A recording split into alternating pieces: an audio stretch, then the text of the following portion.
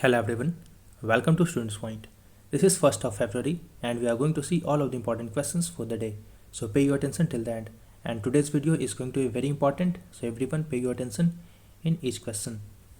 And to get updates of video, you can join us on Telegram by writing the channel's name, Students Point. You can also follow us on Instagram by writing the username, The Students Point. And if you find the video useful, then don't hesitate to like the video and share the video with as many friends of yours as you can. Also, don't forget to subscribe the channel and press the bell icon to receive the notification. Let's begin now. Here is a question for the day और इसका जवाब आप सभी को comment section में बताना है. The question is World Neglected Tropical Disease Day is observed on. These are the options. Read the options carefully and then answer. Let's begin now the first question. अब इस आज के वीडियो में हमने economic survey कोशिश किया है almost cover करने का, जो भी इम्पोर्टेंट फैक्ट्स हैं उसमें. तो इसमें ज़्यादातर क्वेश्चंस आज इकोनॉमिक सर्वे से होगा. So let's see. According to the economic survey 2020-2021, gross non performing assets ratio of scheduled commercial banks have been decreased from 8.2% to 1%.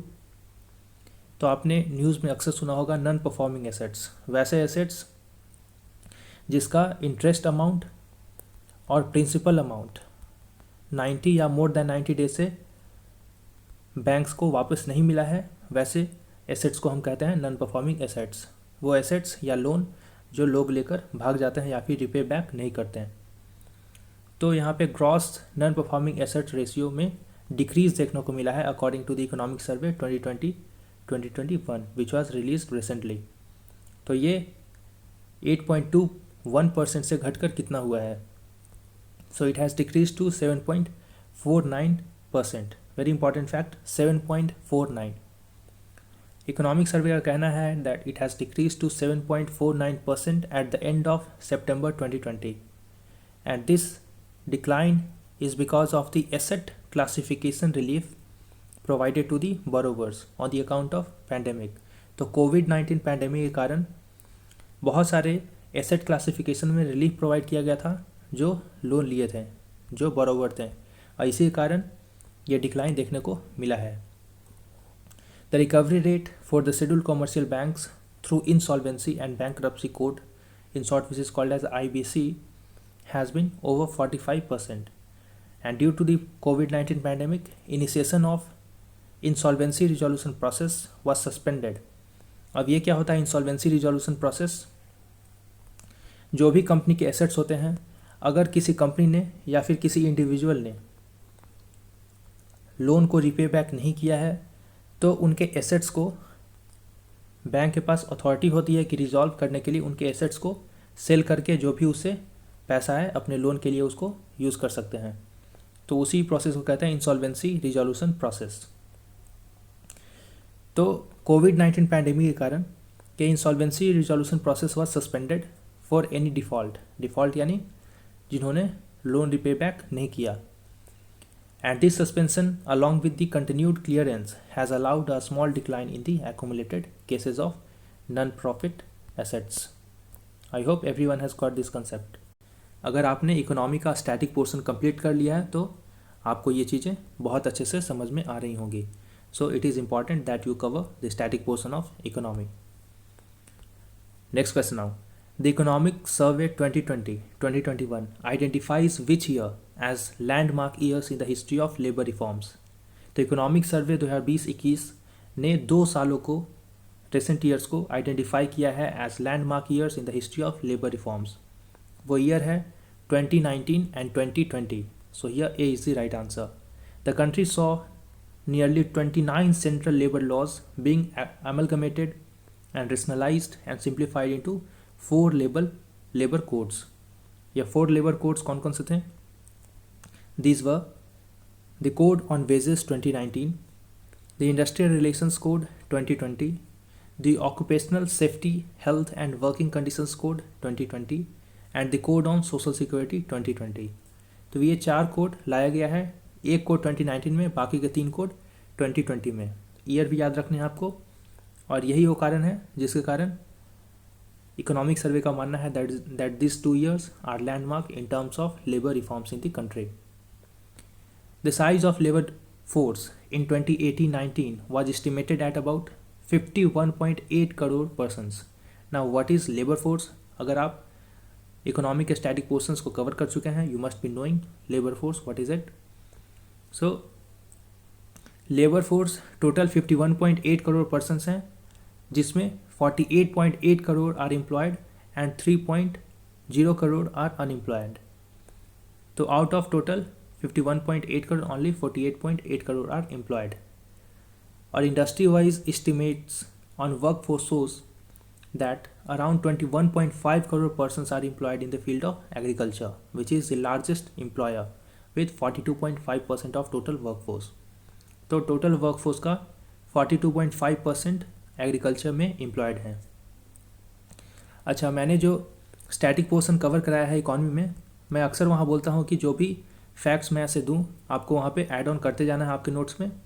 तो ये डिटेल्स जो भी हैं, जैसा कि एग्रीकल्चर मैंने वहाँ बताया था agriculture is the largest employer, तो आपको ये फैक्ट वहाँ पे ऐड करना है that according to the recent economic survey it employs 21.5 crore persons and it amounts to 42.5% of total workforce, while the labor force at present is 51.8 crore persons, out of which 48.8 crore are employed and 3 crore are unemployed. ये facts आपको ज़रूरी होंगे not only for prelims but also for mains. And next important industry after agriculture is other services. In other services around 6.4 crore persons which amounts to 13.8% were engaged. अब ये datas आपको एक बार में याद नहीं होगा, you have to look on this datas several times. 3-4 बार देखने के बाद ये डेटाज आपके दिमाग में फिक्स हो जाएंगे. Next question now, Arun hydro electric project is being constructed in. तो ये नेपाल में कंस्ट्रक्ट किया जा रहा है. So here B is right answer. Recently government of Nepal has allotted 679 megawatt lower Arun hydro electric project in Nepal to Satluj Jal Vidyut Nigam. ये इंडिया की एक कंपनी है, government of public sector undertaking है ये, Satluj Jal Vidyut Nigam, through competitive bidding. The project being developed by Satluj Jal Vidyut Nigam in Nepal would result in overall development and will give boost to mutual economic growth in India and Nepal. And if you want PDF of all these videos, then you can subscribe to these new plans. For 2 months it will be 150, for 4 months it will be 285. The videos will be as usual for free, but the PDFs will now be, you have to subscribe to get the PDFs of all these videos. And it is going to be starting from the month of January, not from February, not from December. It is going to start from January till December. I will provide the PDFs in the official group of this channel on the Telegram. And after subscribing, you have to send your confirmation here at pointstudent2020@gmail.com. It is not sustainable to continue at present scenario. That is why I have made this plan for subscription. And the link for subscription will be provided below in the comment section as well as in the description box of the video.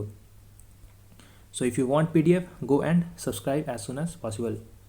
Also, if you want to complete your economy static portions, then also a different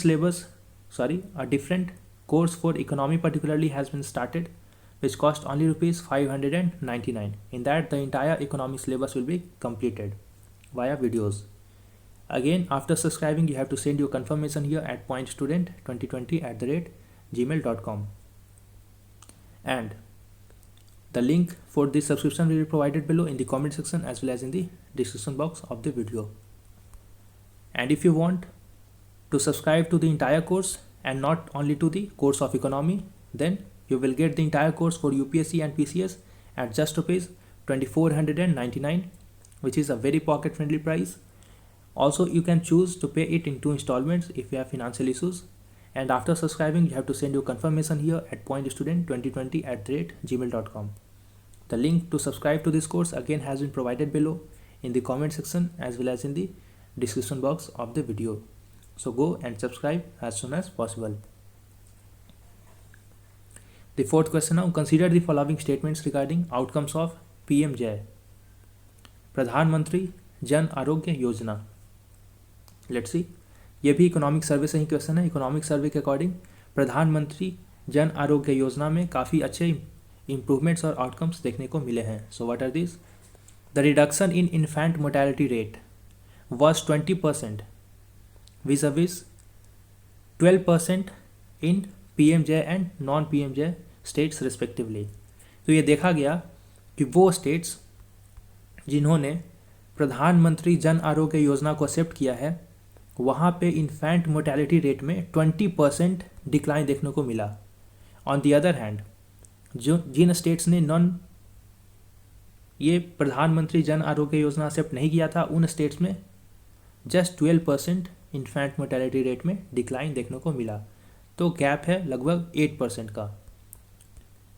now the proportion of people ensuring family planning increased more significantly in PMJ states.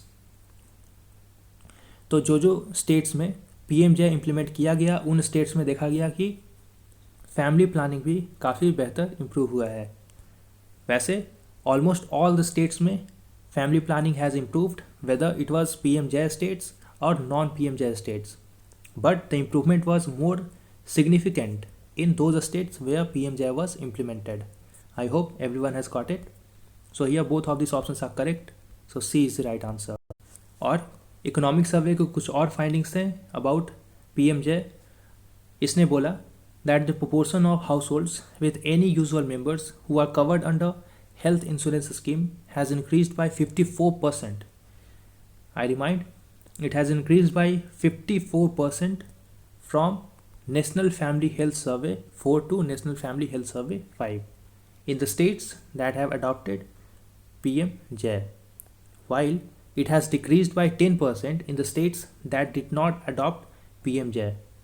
तो difference देख सकते हैं आप, almost 64% का difference है, because on the one hand in those states which have adopted PMJ there was increase of 54% in health insurance coverage, while in non-PMJ states it was declined by 10%. So the gap comes to 64%. Next question now, Economic Survey 2020-2021 again, the combined, जैसे ही आपको the word combined लिखा रहे और वहाँ पे centre state ना भी लिखा रहे, you have to recall that the combined means it is talking both about center and states. The combined social sector expenditure as percent of GDP in year 2020-2021 यानी कि फिनेंशियल ईयर 2020-21 में social sector expenditure पे कितना खर्च किया गया है out of total GDP।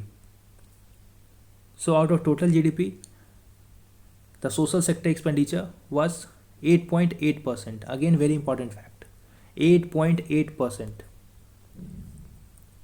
and it has increased. Now this word is again very important in UPSC, upcoming UPSC they can ask you this question, that the expenditure on social services which include expenditure on education, health, other social sectors by center and states as a combined proportion of GDP has decreased।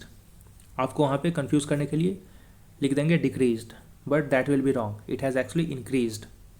So it has increased from 7.5% to 8.8% in 2020 to 2021, and according to the survey India's rank in STI 2019 was recorded 131st compared to 129th in 2018 out of total 189 countries recorded। ये भी याद रखना है, India का STI rank 2019 में कितना है, तो 131st।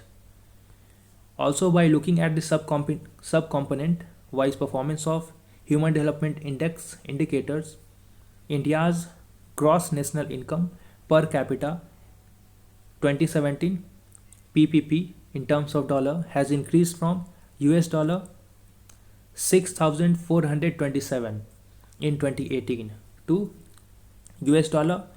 $6,681 in 2019। साथ ही life expectancy at birth has improve from 69.4 to 69.7 years respectively.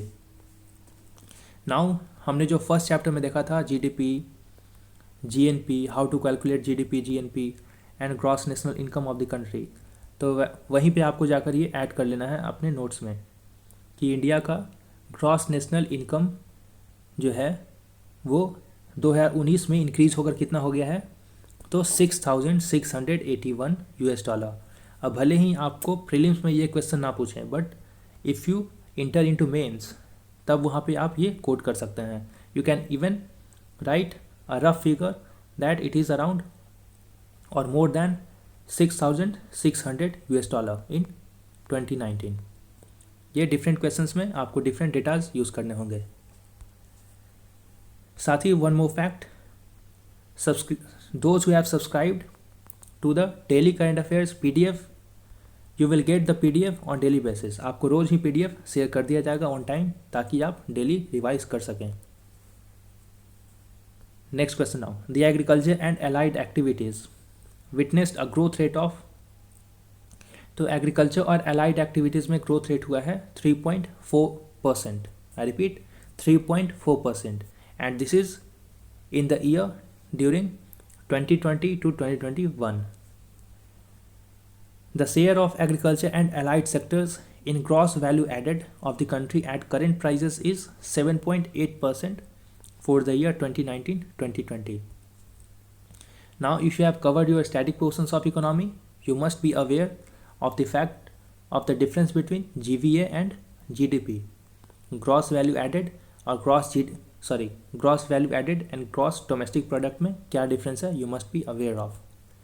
तो GVA में एग्रीकल्चर एंड एलाइड एक्टिविटीज़ का कंट्रीब्यूशन है 17.8% for the year of 2019 to 2020। Now one more fact here, very important, that in 2019-2020 the total food grain production in the country is 296.65 million tons, which is higher by 11.44 million tons than the production of food grains of 285.21 million tons, जो कि 2018-19 में था।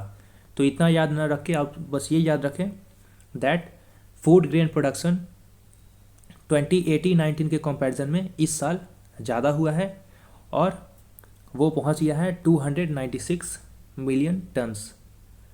पहले कितना था 285, अब पहुंच गया है more than 296 million tons. And in 2019-2020 the major agriculture and allied export destinations were US, Saudi Arabia, Iran, Nepal and Bangladesh. In countries में हमारा मेजर एग्रीकल्चर और एलाइड एक्टिविटीज़ से जो भी प्रोडक्ट्स प्रोड्यूस हुए हैं इन कंट्रीज़ में हमने भेजा है।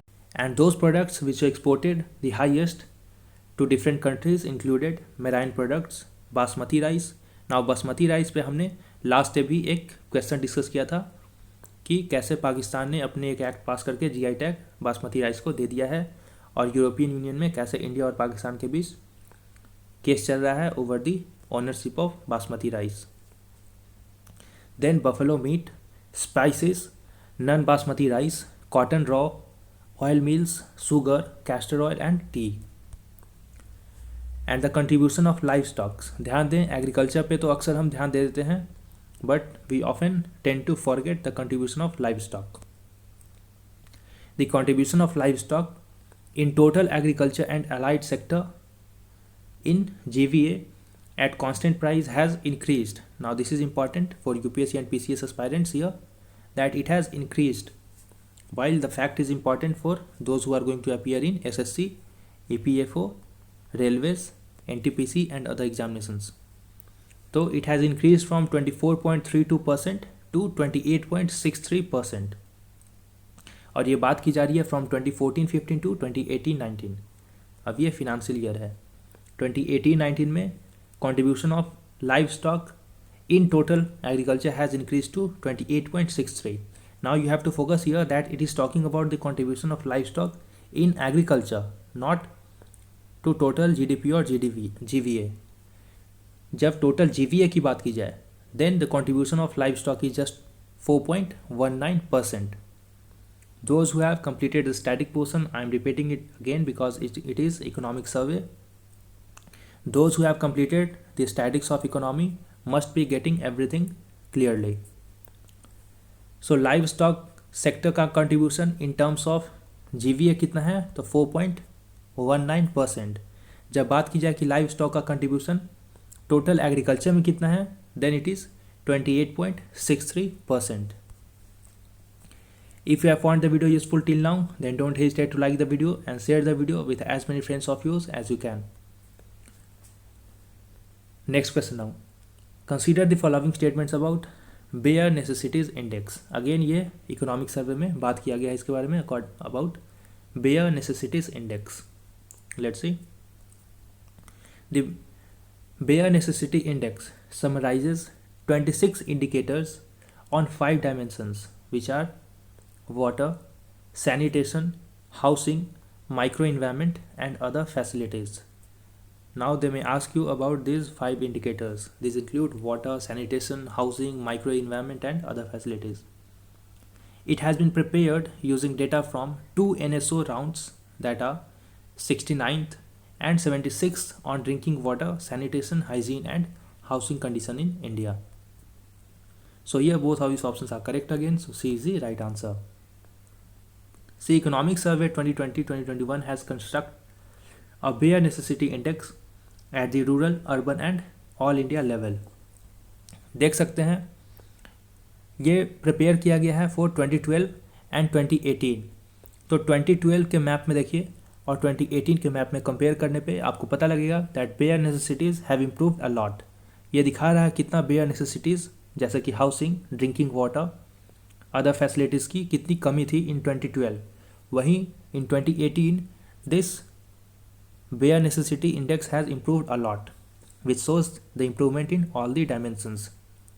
However, the work still needs to be done in these states, which includes state of West Bengal, Jharkhand and Odisha here, and also this part of Tripura.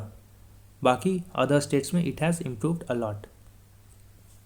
In most of the states, the access to bare necessities for the households in 2018 is significantly better compared to 2012. बहुत अच्छी बात है कि 2012 के comparison में 2018 में बहुत कुछ सुधरा है when it comes to bare necessities.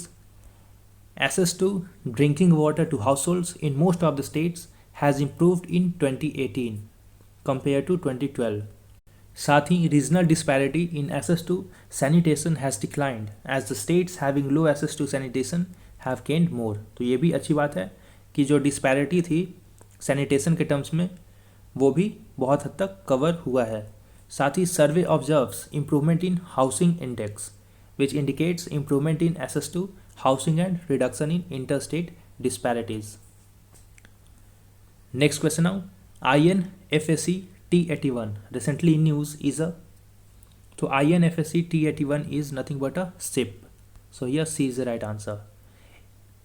Indian Naval Fast Attack Craft is the full form of INFSE. I repeat, Indian Naval Fast Attack Craft T81 of the Super Dvora Mk2 class was decommissioned on 28th of January at the Naval Dockyard in Mumbai after having served the nation for more than 20 years. और ये 25 metre long vessel था with 60 turns. ये एक ship जैसा था vessel और 25 metre long था ये, और 60 tons replacement was build at the Goa shipyard limited in collaboration with Ramta of Israel, and she was commissioned into Indian Navy in the year of 1999. The ship was especially designed for shallow waters and could achieve the speed up to 45 knots. तो ज़मीन पे we measure speed into kilometer per hour, in water or in ocean or sea we measure the speed in knots, so it can achieve the speed of up to 45 knots. Now let's see some more points in news. About the economic survey, skill development. It has talked about skill development. So the economic survey 2020-2021 states that only 2.4% of workforce of aged between those workforce who are between the age of 15 to 59 years have received formal vocational and technical training. तो बहुत ही poor performance है ये। That out of the total workforce, only 2.4% have received any vocational or technical training. वहीं out of total workforce, 8.9% of the workforce have received training through informal sources. और ये जो 2.4% है उन्हें फॉर्मल सोर्सेज से मिला है, बाकी 8.9% को इनफॉर्मल सोर्सेज से. और out of this 8.9% who have received non-formal training, the largest chunk is contributed on the job training, which is 3.3%, followed by self-learning and then by hereditary sources.